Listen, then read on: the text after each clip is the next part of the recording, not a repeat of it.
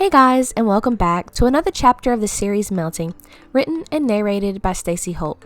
Once again, let me shout out the artwork in the thumbnail and video, Kicksledge, for allowing me to use their artwork. You can find the links to her artwork as well as the music in the video in the description box below.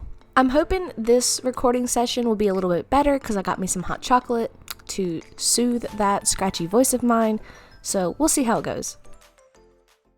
Chapter 13, Melted. Time felt as if it stood still as both of their faces were close to one another. The heart-racing question was thrown into the air. She was willing to know who he was. She wanted to know who he was because he wanted to tell her. But did he? His throat seemed to tighten as his mouth opened to speak. He was glad that their suits were magic, or she would definitely be able to feel his palms sweating underneath. He had been wanting to tell her for days now, but why had he froze up now when she was actually ready to hear him? He began, feeling a tickle in his throat. He cleared his throat and started again, seeing her patiently waiting for him. He squeezed her hand, letting her know that he was struggling. "It's okay, Cat. If you aren't ready to tell me, it's fine." Ladybug smiled. "It's hard to tell someone who you are under the mask." She never got the chance to tell him who she was, though. Was there someone she wanted to tell but never had the courage? "I'm a close friend of yours," he managed to say. "Are you having me guess who you are now?" Ladybug rolled her eyes with a smirk as she flicked his bell. Cat let out a nervous laugh and nodded slightly, feeling it a little easier to make her guess than to outright say it. Ladybug leaned back, still resting her hand under his. He didn't know if it was just to comfort him, or if she was allowing it because she was beginning to like him. "A close friend, huh? Do we go to the same school?" He nodded, a warm smile beginning to form as she tried to figure it out. She kicked her legs back and forth in the air as they dangled over the edge of the rooftop. "Are we in the same class?"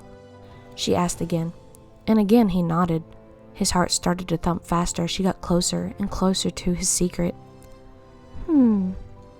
All of this time we were classmates?" she said, as if dragging out the big reveal. "Kim?" she guessed. "You gave him the monkey Miraculous. How could I be there?" Cat smirked, teasing her guess. So it has to be someone I haven't given a Miraculous to then." "Ivan, then?" she smiled, turning her head to look at him. Ladybug laughed as he gave her a "really" face. "Guessing that is a no." "What about—" "Come on, LB." Cat nudged her shoulder, telling her to take him seriously. "I'm not sure. Why can't you just tell me?" She smiled, leaning her head back on his shoulder. Cat looked down at her. She was never this fond of him. Never. Did she already know who he was? Was she just teasing him? "Plague. Claws off," she heard him say. A flash of light caused her to close her eyes.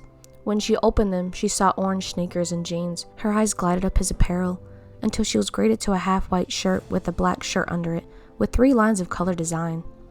He watched as her gaze glided from his feet to his eyes. Her face went from calm to surprised with a tint of cherry as she jumped backwards. "Adrian?" she squealed. I thought you were actually kidding about being in my class. There was no way," she exclaimed. Adrian smiled nervously and shrugged. "Ta-da," he said shyly. "Are you disappointed?" he asked, seeing that she was still frozen in shock. His harsh, sad voice brought her back to her senses and shook her head. "Of course not. Is that why you've been acting weird these past few days? Why you told me to leave at your house and come back later?" she asked, finally realizing how everything made sense. "Yeah." "Are you all right now?" she asked, now worried. He stopped himself, afraid of her answer. She could tell he was nervous around her as Ladybug, so she de-transformed back to her civilian self. The bright light from her de-transformation caused him to look away. He opened his eyes, and there sat Marinette Dupen Chang beside him, with Tiki landing in Marinette's open hand.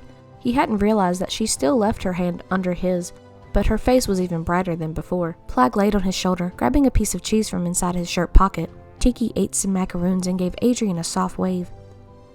"So, that person you told me you loved?" Adrian began, wondering if he had been too upfront. Well, she stuttered, Adrian squeezed her hand and gave her a smile, which caused her to blink several times before collecting her thoughts. How could he be so perfect? How could he be Cat Noir and Adrian? She had never imagined him to be her partner. Her partner that loves Ladybug. Her partner that loves her. Adrian loved Ladybug, so that means he loved her. He wanted to know who she loved. How could she tell him that she only loved one side of him? That would be terrible to say. I loved you. Her voice was very soft and almost seemed to be carried away with the wind. Adrian leaned in to hear better, but was met with two bluebell eyes staring at him with pleading eyes. What? He asked. Marinette took a deep breath and closed her eyes. She pushed herself forward and felt his lips brush his. His eyes widened as he realized what she was doing. He closed his eyes and leaned in to kiss her back and lightly caressed her hand. His guilt melted away. His worries melted away. His anxiety melted away. As he leaned out of the kiss, it almost felt as if he were melting. His body was warm. He could still feel the warmth of her lips against his. He could almost hear his heart beating out of his chest. This was it. She loved him, right? You silly cat.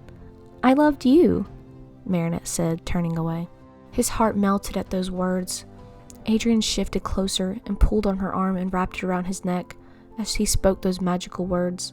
Plag, claws out. She finally watched him turn into her partner and pick her up. He gently let her down on her balcony, and down the ladder they went. He smiled as he saw the same pictures of Adrian with hearts on the walls, knowing fully well what they really meant. He saw her creep downstairs and reappear with 2 teas in her hand.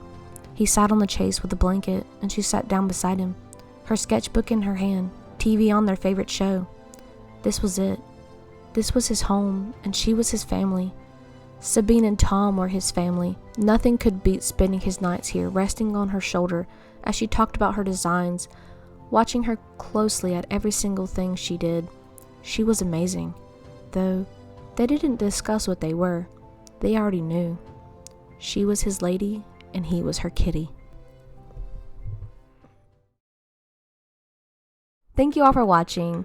I really hope you enjoyed the ending as much as I loved writing it, and I hope you got those little goosebumps and heart flutters that everybody gets reading it or hearing it, and I really hope you enjoyed it.